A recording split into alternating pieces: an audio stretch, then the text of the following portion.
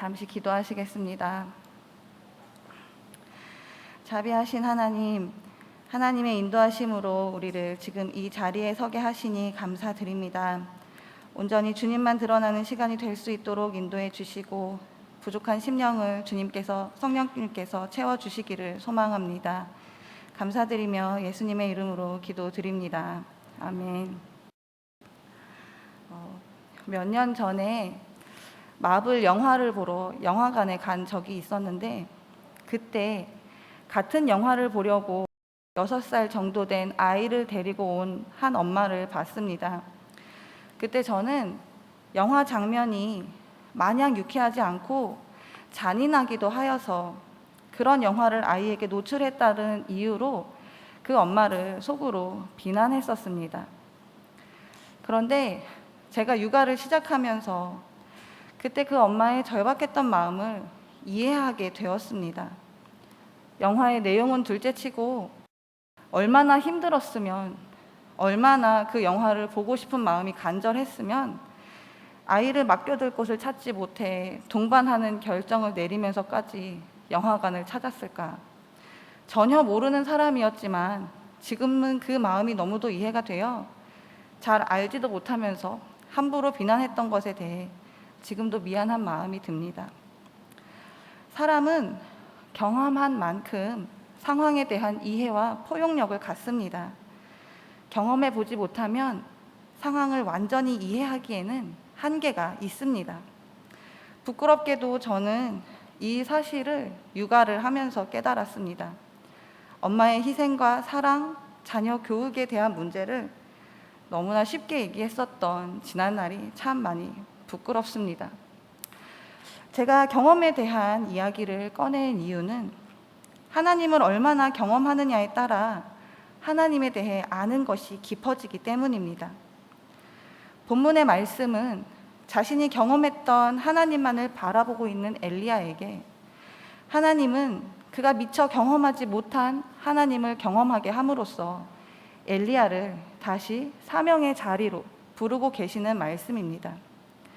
17장, 18장에서 엘리야가 하나님은 북이스라엘 왕인 아합에게 가뭄 재앙을 선포하고 명령을 내리시는 하나님, 전능자의 능력이 아니고서는 가능할 수 없는 까마귀와 이방 여인을 통해 그를 돌보시는 하나님, 갈멜산에서 그의 기도를 듣자마자 하늘에서 불을 내려 응답하시는 하나님, 비를 내려주시고 그로 하여금 아합이 탄 마차보다 더 빠르게 달려 내려가는 능력을 주시는 강하고 전지전능하신 하나님이십니다. 그리고 전능자이신 하나님을 경험해 왔던 엘리야 역시 자신을 죽이고 싶어하는 왕에게 갈멜산 대결을 제안하고 대결 장소, 대결 대상, 대결 방법, 심지어는 그 대결을 지켜볼 사람들까지도 모두 일방적으로 결정하여 통보하고도 왕이 순순히 응할 정도로 강하고 카리스마 있는 모습을 보여줍니다. 이 이미지는 갈멜산 대결에서 승리하면서 더욱 강조됩니다. 하나님의 능력을 눈으로 본 모든 사람들로 인해 북이스라엘은 우상을 타파하며 빠르게 종교개혁에 바람을 맞게 될 것 같습니다. 그런데 19장에 들어서면서 모든 것이 바뀝니다. 분명한 승리를 보여주셨던 하나님은 엘리야를 위협하고 있는 이세벨을 그냥 두고 보십니다. 분명 바알 선지자들을 때려 죽일 때는 하나님의 능력을 받아 악의 구렁텅이에서 희망의 빛을 비추는 영웅과도 같았던 엘리야인데 19장에서 그는 미처 하나님께 구원의 기도를 드릴 새도 없이 불이 나게 북이스라엘을 빠져나옵니다. 도망하는 그에게 어떤 말씀도 능력도 주시지 않는 하나님의 모습에 그는 브엘세바를 넘어 광야로 들어가면서 하나님께 죽기를 자청하며 편안한 쉼을 얻기도 애매한 로뎀나무 아래에 누워버립니다. 우리 하나님은 분명 강하신 분이신데 이런 상황에서 침묵하고 계시다니. 이제 엘리야는 자신은 끝났다고 생각했습니다. 더 이상은 하나님께서 자신을 사용하지 않는다고 여겼고 이제는 하나님을 위해 낼 수 있는 열심도 자신에게 없다고 느꼈습니다. 그런데 그 자리에서 하나님은 엘리야를 한 호렙으로 부르십니다. 그래서 엘리야는 하나님과의 특별한 만남을 경험하게 됩니다. 그 만남의 시작은 호렙산에 도착한 엘리야가 머문 한 장소에서 이루어집니다. 9절에서는 엘리야가 호렙산의 굴에 머물고 있었던 상황을 묘사하고 있습니다. 그런데 엘리야가 머문 그 굴은 그저 흔하디 흔한 굴이 아닙니다. 우리 성경에서 그곳 굴로 언급하고 있는 엘리야가 머물던 굴은 히브리어 성경에서도 그 굴이라고 강조함으로써 어느 특정한 굴에 엘리야가 머물고 있음을 나타내고 있습니다. 그렇다면 그 굴은 어떤 굴일까요? 본절에서는 그 굴이 정확히 어떤 굴인지 알 수 없지만 전후 문맥을 살펴보면 하나님과의 현현과 연관되어 있음을 알 수 있습니다. 호렙산, 하나님의 현현, 이를 연결해서 생각하면 떠오르는 한 인물이 있습니다. 바로 모세입니다. 출애굽한 이스라엘이 하나님의 백성이 되자마자 금송아지를 만들어 하나님께 범죄했던 그 사건 직후 하나님이 약속하신 땅으로 이 백성들을 이끌고 올라가라 말씀하시는데 모세는 계속해서 하나님의 동행을 요구합니다. 그리고 더 나아가 하나님의 영광을 보여달라고 합니다. 친히 이스라엘과 함께 약속의 땅으로 올라갈 것이다 약속하신 하나님은 영광을 보여달라는 모세의 요구에 은혜를 베풀어 주십니다. 하나님의 얼굴을 보면 살 수 없기 때문에 하나님께서는 한 반석 틈에 모세를 세우시고 그곳을 지나가시는 동안은 모세를 덮었다가 다 지나가면 손을 떼어 모세가 하나님을 등을 볼 수 있게 해 주신 것입니다. 모세가 하나님의 등을 본 곳, 반석 틈, 그곳이 바로 본문에 엘리야가 머물고 있는 그 굴입니다. 모세에게 등을 보여주심으로 하나님의 영광을 보게 하신 하나님의 은혜가 있었던 이 곳에서 하나님은 엘리야에게도 하셨던 것과 같은 동일한 은혜를 허락해 주셨습니다. 하나님은 이곳에서 두 번에 걸쳐 엘리야를 만나 주시는데 그 방법이 정반대입니다. 첫 번째 만남은 의기소침해진 엘리야를 압도할 만한 하나님의 말씀이 역동적으로 임하시는 만남이었습니다. 저자는 하나님의 말씀이 임하시는 표현에 놀라운 일이 발생하였음을 알려주는 감탄사 힌내를 사용합니다. 그래서 직역하면 그런데 보라 여호와 말씀이 그에입니다. 임하였다는 말씀은 생략되었지만 전혀 뜻밖의 순간에 엘리야가 그토록 기다렸던 강하신 여호와의 말씀이 엘리야에게 임한 것을 나타내주고 있습니다. 그리고 내가 어찌하여 여기 있느냐, 다시 말하면 내가 여기서 무엇을 하고 있느냐 물으시는 하나님의 질문에 엘리야는 그동안 참았던 억울함을 토해내듯이 말하기 시작합니다. 엘리야의 억울함은 무엇입니까? 10절에 보면 엘리야는 자신이 만군의 하나님 여호와께 열심히 유별하였다 말합니다. 이 말은 자신이 만군의 여호와를 위한 질투심이 매우 커서 영적 신랑이신 하나님을 버리고 우상 숭배의 영적 간음에 빠진 북이스라엘을 향하여 하나님의 정당한 질투를 대신 나타내었다는 말입니다.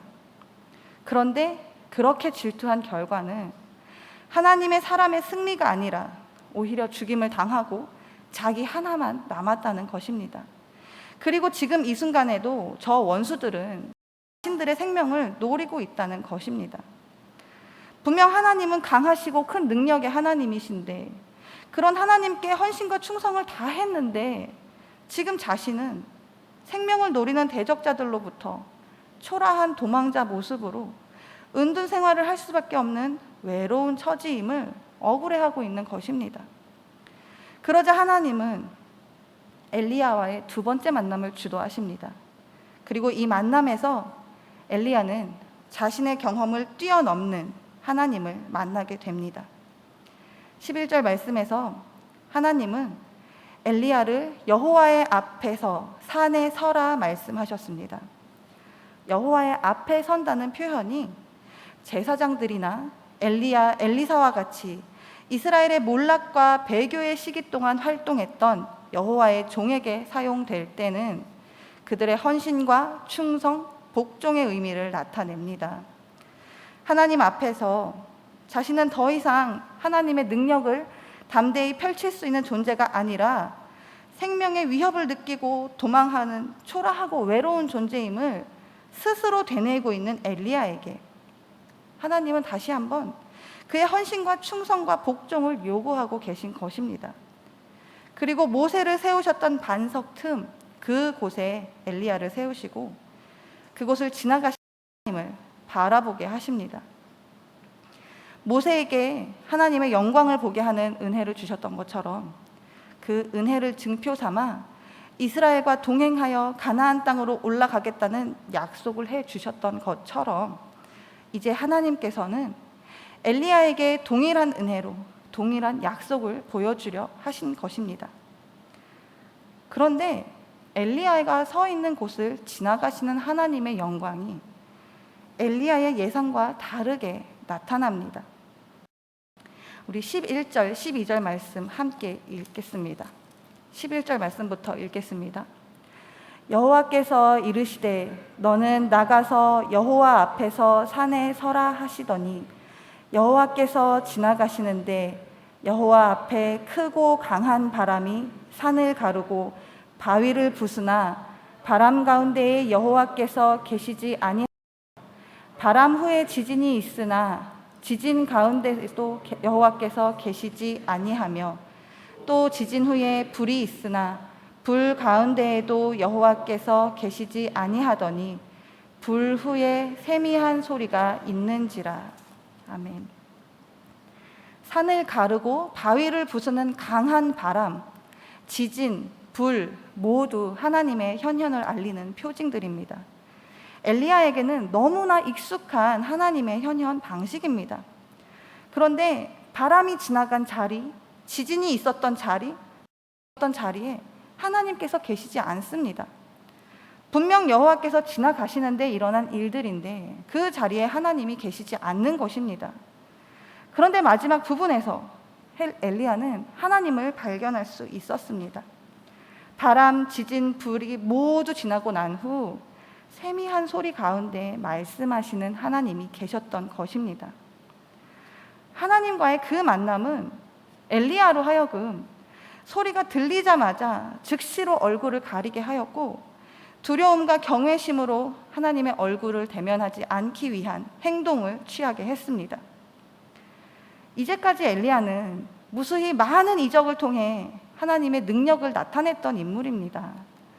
하나님이 베푸시는 이적을 보는 것은 엘리야에게 너무도 익숙하고 당연한 것이었습니다.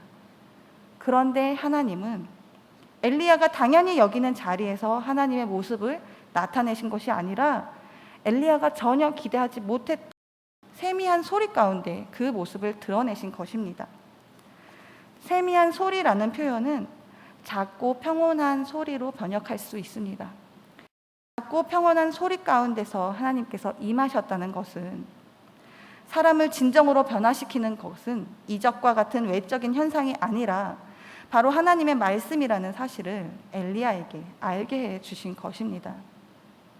하나님은 세미한 소리 가운데서 다시 엘리야에게 네가 어찌하여 여기 있느냐, 여기서 무엇을 하느냐 물어보셨습니다. 두 번의 만남 속에 동일하게 반복된 이 질문은 하나님께서 엘리야 자신으로 하여금 자신의 현재 상황과 정체성을 스스로 돌아보게 하기 위해 하신 질문입니다. 그러나 엘리야는 하나님과 마찬가지로 처음 했던 대답을 반복했습니다. 하나님께서 이미 새로운 만남을 그에게 보이셨는데 엘리야는 아직 그가 도망자이고 외로운 은둔자라는 생각을 떨쳐버리지 못했던 것입니다. 작고 평온한 소리 가운데 그를 만나주시는 하나님을 새롭게 경험하고 있으면서도 그가 그 만남을 통해 하나님께서 새롭게 부르신다는 사실을 깨닫지 못했습니다. 그러나 하나님은 그런 그를 질책하지 않으시고 온유하신 음성으로 엘리야를 위로하시며 그가 감당해야 할 구체적인 사명을 말씀하십니다. 내 길을 돌이켜 자신의 선지자적 사명을 인식하고 하나님의 명령에 순종하라는 것입니다. 15절에서 16절의 말씀은 엘리야에게 새롭게 주어진 하나님의 사명이 담겨 있습니다. 그것은 하사엘에게 기름을 부어 아람의 왕으로 세우는 것, 님시의 아들 예후에게 기름을 부어 이스라엘의 왕이 되게 하는 것, 아벨 무홀라 사밧의 아들 엘리사에게 기름을 부어 엘리야를 대신해 선지자가 되게 하는 것, 이 세 가지 사명이었습니다. 하나님께 새로운 사명을 받고 나서야 엘리야는 이적을 보여주는 것으로는 변화를 이끌어낼 수 없고 오직 말씀만이 사람들의 강팍한 마음을 변화시킬 수 있음을 경험하고 깨달을 수 있었습니다. 하나님과의 새로운 만남을 통하여 새로운 사명을 부여받은 엘리야는 강하고 전능하신 능력의 하나님뿐 아니라 작고 평온한 소리 가운데 임하시며 온유한 음성으로 그를 위로하시고 부르시는 하나님을 경험하면서 자신은 더 이상 자격이 없고 그런 자신을 하나님도 사용하실 수 없다고 생각했던 것이 그의 착각이었음을 알게 되었습니다.